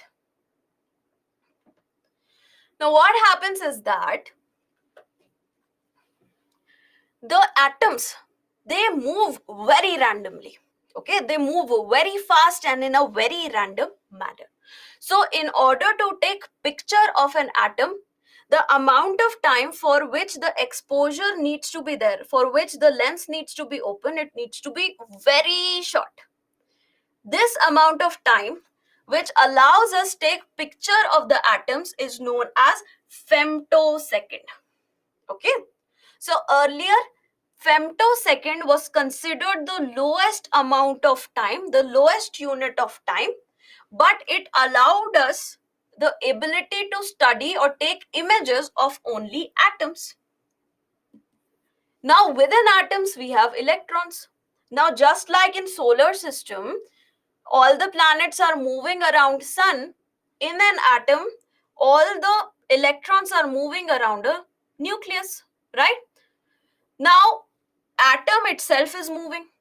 Within the atom, electrons are also moving. So that means if we want to study the electrons, we need even shorter amount of exposure. We need even shorter duration of exposure, right?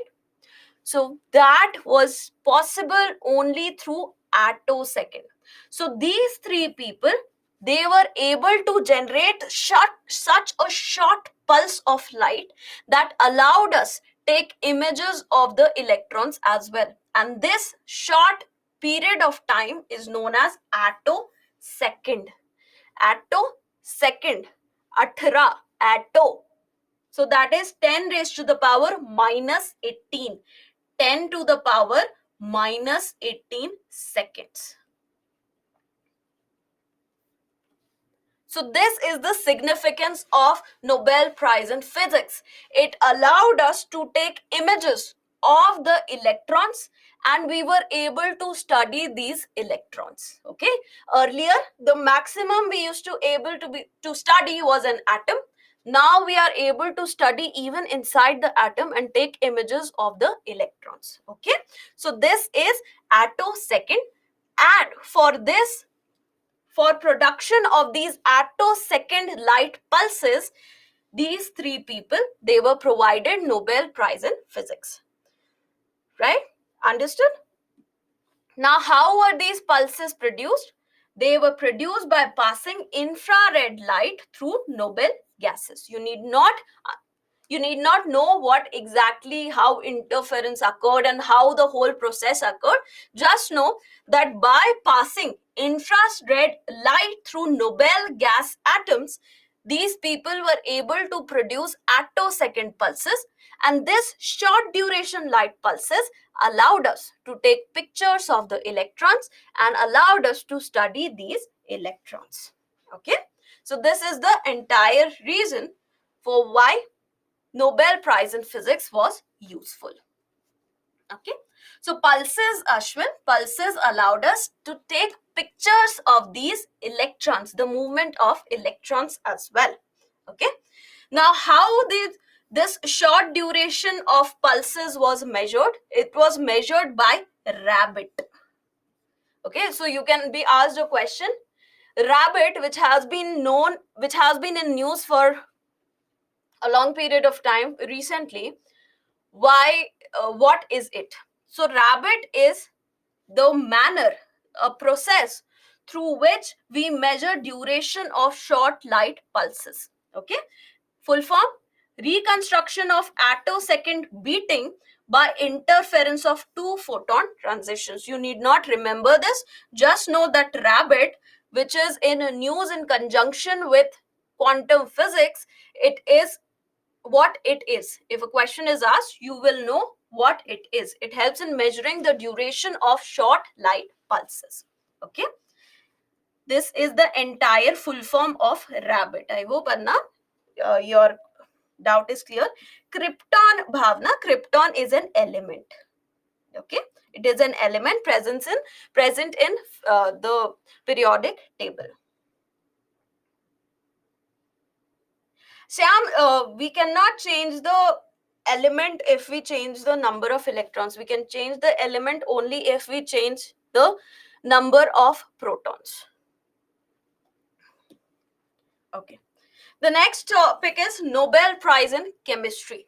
Now, this prize is given to a process that many of you might be aware of, that many of you might have heard in some other format, but you would not know the exact working of that. Have you heard of something called QLED TVs? QLED TVs. Yes? Okay. So the QLED TVs use something known as quantum dots. Okay, those who haven't heard, you must have heard LED TVs. There was a new category of TVs launched first by Samsung known as QLED TVs, quantum LED TVs. Okay, so these quantum LED TVs, they use this quantum dot technology which received the Nobel Prize in Chemistry. So Alexei Ekimov, Louis E. Bruce, and Mongi G. Bawendi, these three people, they got the Nobel Prize in Chemistry for discovery and synthesis of these quantum dots. Now, what are quantum dots? Quantum dots, for an external observer, the size is so tiny that it will look smaller than a dot. So basically, it is a very small assembly grouping of atoms, just a few thousand atoms, And the size of these quantum dots is in the range of nanometers. The width of this is in the range of nanometers. Okay, so there can be different sizes.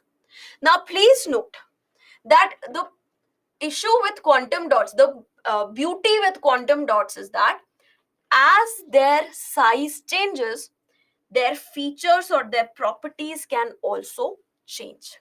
Now usually if you see a rock, a piece of coal, a bigger piece of coal, the properties will be same, the characteristics will be same, right? These are known as bulk materials.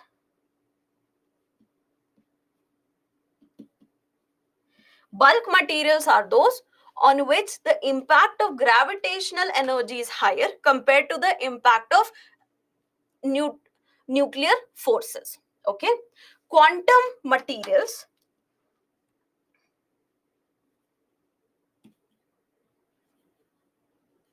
are those on whom the impact of nuclear forces is higher than the gravitational forces.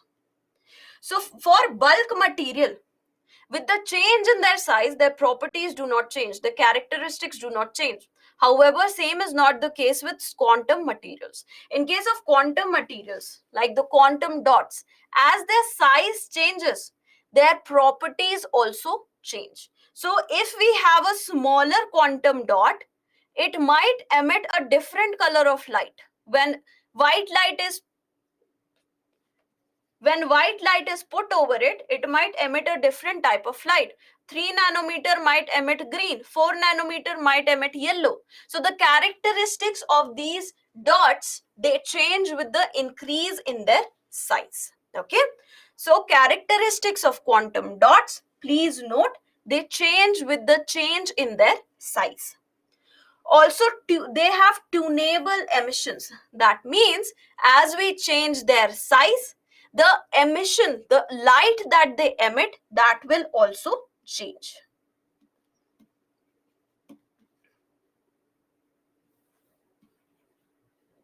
Okay, the frequency of light that they will emit, that will change. Also, they have high quantum yield. What is quantum yield? Quantum yield is basically if 10 photons are directed towards any material, how many photons it will release. Okay, so that is quantum yield.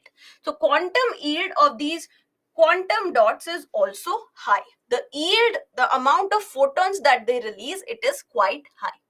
So that is why the biggest use of these quantum dots will be where? It will be in the display technology and in lighting, in using the various lights, the light bulbs. We can also in future use the QLED bulbs. Right now we have LED bulbs. In future we might start using the QLED bulbs. We have used in this, they are being used in display technology already. The quantum LED TVs, they are using these quantum dots for providing you with a sharper image.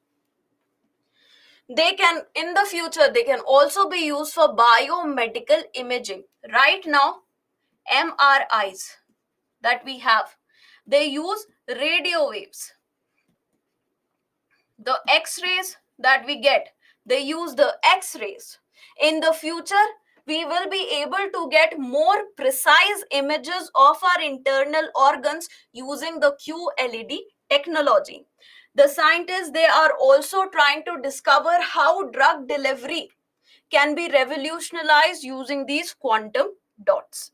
There is also study of using these quantum dots in photovoltaic technology that is used for conversion of solar energy into electricity. In fact, certain experiments have stated that the solar cells that are created using QLEDs, their efficiency is up to 66%. 66% of solar energy they get, they are able to convert into electric energy.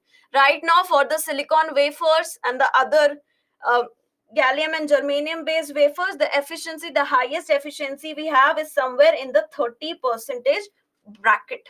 We will be able to improve the efficiency of our solar energy as well. So this is the future use of the quantum LED technologies. Quantum dot, sorry, not quantum LED, quantum dot technology. So quantum dots, they are really small assembly of atoms, just a few thousand atoms, which are just a few nanometer wide.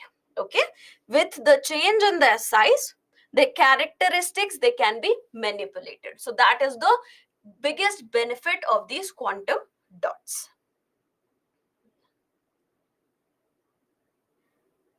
Yes, Sham, this see, LEDs compared to CFL bulbs, LED bulbs, they have lesser electricity bills, right? Now, there is a possibility that definitely QLED bulbs might have an even lower electricity price. Also, photovoltaics, if we are able to use quantum dots in photovoltaics, the efficiency of production of solar energy will improve, right? Now, this will do what? Within our houses, we'll be able to produce so much solar energy through our solar cells that we will not have to buy electricity from outside, right? No, Sudhira. Quantum dots, they are a congregation or an assembly of multiple atoms. So they are not smaller than atoms. They are definitely bigger than atoms because multiple atoms are involved over there. Okay, Vivek, I don't know whether these bulbs will be controlled by Alexa. Maybe, definitely in future they might be.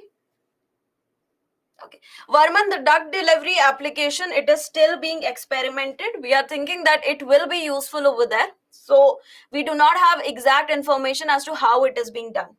Also, I'm telling you, you do not need to go into too much detail of this technology. Just know what it is. And with the change in the size, the characteristics and the properties can change. That is all you need to know about quantum dots. Next, Nobel Prize in Peace. Now, Nobel Prize in Peace is given to an imprisoned Iranian activist. Again, we are going to Middle East. Iranian activist known as Narges Mohammadi. She has received the Nobel Prize in Peace. Why? She has been campaigning to support women rights, democracy, and removal of death penalty in the state of Iran. She is currently imprisoned since the year 2021.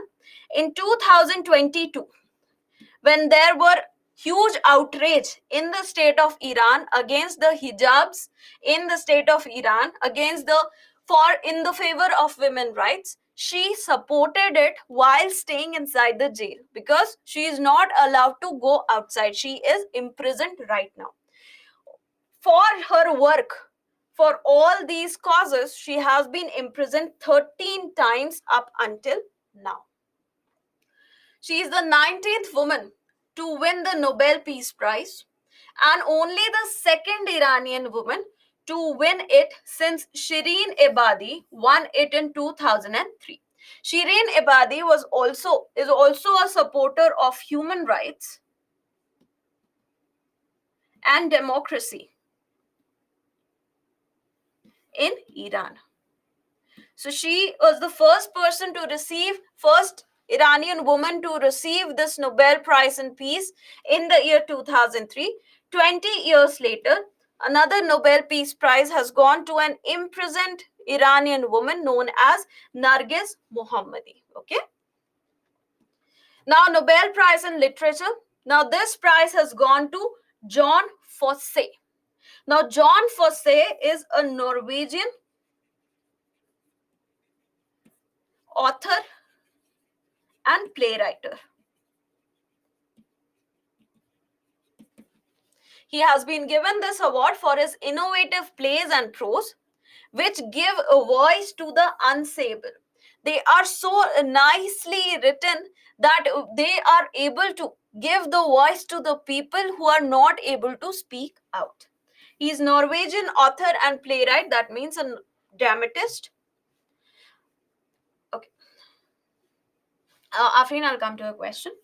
He has a distinct writing style which has gotten its own name known as Fosse minimalism. Minimalism, Using minimum number of words, he is able to express very complex emotions. So this is fosse minimalism.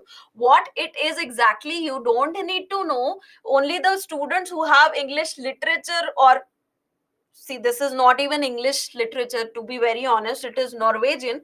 So you need not even know the detail of what is fosse minimalism. Just know that in less number of words, he's able to express very complex emotions and complex concepts. Okay. Now, he writes in one of the two official versions of Norwegian language. So what are the two official versions of Norwegian language? First, we have Bokmal. Second, we have Nynorsk. He uses Norwegian Nynorsk to write. The language he uses is Norwegian Nynorsk.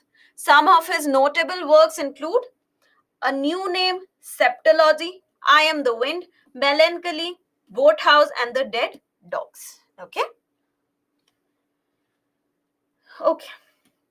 Now, yeah, Afreen had asked the question, why is she in prison? In 2021, there were protests against price rise in Israel, sorry, in Iran. During those protests, some people got killed, and that again raised a lot of protest. And during one of those protests, Nargis Mohammadi, she was imprisoned. Okay. Now the practice question. Identify how many of the following are correct statements. 1 attosecond equals to 10 to the power minus 18 seconds. Characteristics of quantum dots is dependent upon their size. Nargis Mohammadi is the first Iranian woman to receive a Nobel Peace Prize. Giving you 10 seconds because of the paucity of time.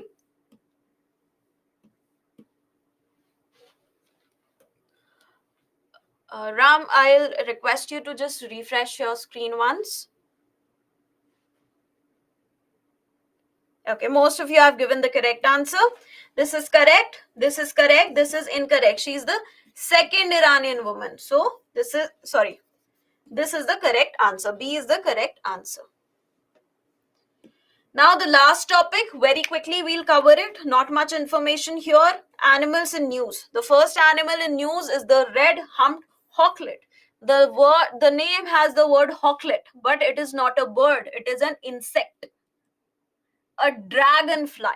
Okay, you see it over here, a dragonfly. Some people also call them, like some children also call them helicopter, because they look like helicopters. So a new dragonfly species, it has been identified in Wayanad. The scientific name of this species is Epithemys Wayanadensis, because it has been found in Wayanad. So that's why this name has been given. You need not remember this name. Just know that this has been found in Wayanad, and it is native and exclusive. That means it is endemic to the Western Ghats. So this is all the information you need to know. Red humped because it has a red color on its back. Next, Mitella strigata mussel, also known as Kaka Azi in Tamil Nadu. Now, it is considered as an invasive species. What is invasive species? We very nicely covered in our previous session, okay? The last week's session. Now, it was first spotted in the Ennore wetlands by some local fishers 2 decades ago. Since then, they have become a big menace, and they are covering up the entire surface of the wetlands. So this is how they look. Now, against this, what is happening? Because they are covering up the entire surface, they are causing elimination of certain species, certain local species of aquatic animals like yellow clams and green mussels. Now, these are local species, they are local delicacies, and they are very much commercially viable. But because of the presence of this invasive species, these two species, they are not getting proper space and nutrition to grow, and they are getting eliminated from the Ennore wetland region. So against this, a case was filed in the National Green Tribunal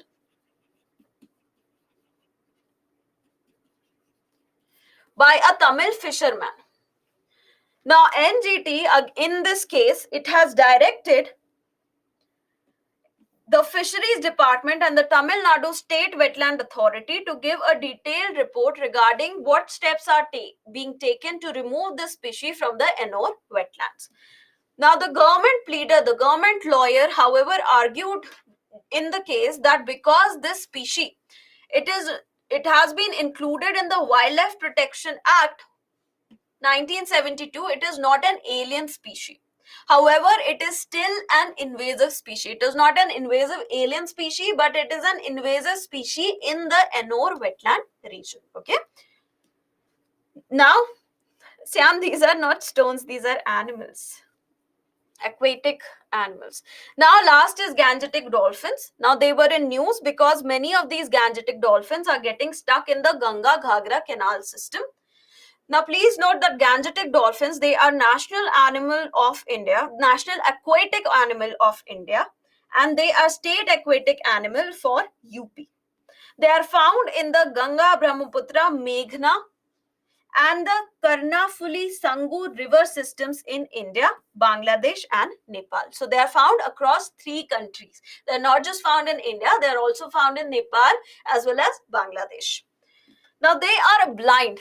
They are blind and they release sounds, ultrasonic sound.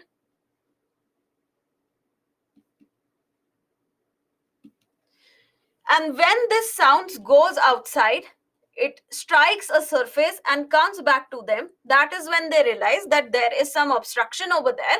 I need not go this side, I can go this side. So they are blind and they use ultrasonic sound in order to navigate. This process is known as echolocation, the same process that is used by bats. They can live only in fresh water. They cannot live in saline water. Prabjot, an invasive species in layman's term would be a species that is not local to that region. However, it has been introduced there by human actions and it is causing problems to the local species. Now, it belongs to Schedule 1 of the Wildlife Protection Act. That means it has received the highest level of protection in India. At an international level, it is also included in Appendix 1 of CITES. That means no trade can be undertaken for the Gangetic dolphins. It is also under Appendix 1 of CMS. That means it has to be accorded highest level of protection in the entire region where it is found. The IUCN, International Union for Conservation of Nature, status of the species is endangered. So here is the practice question, the last one. How many of the following statements are true? Red-humped hawklet is a small variety of hawk endemic to Western Ghats. Kaka azi is a variety of mussel which is considered to be an invasive species in Tamil Nadu. Gangetic dolphins can survive in both salty and fresh water. 10 seconds again.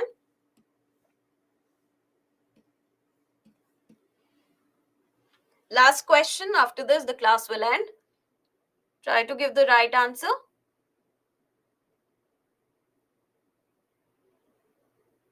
Okay. Red-humped hawklet is a small variety of hawk? No.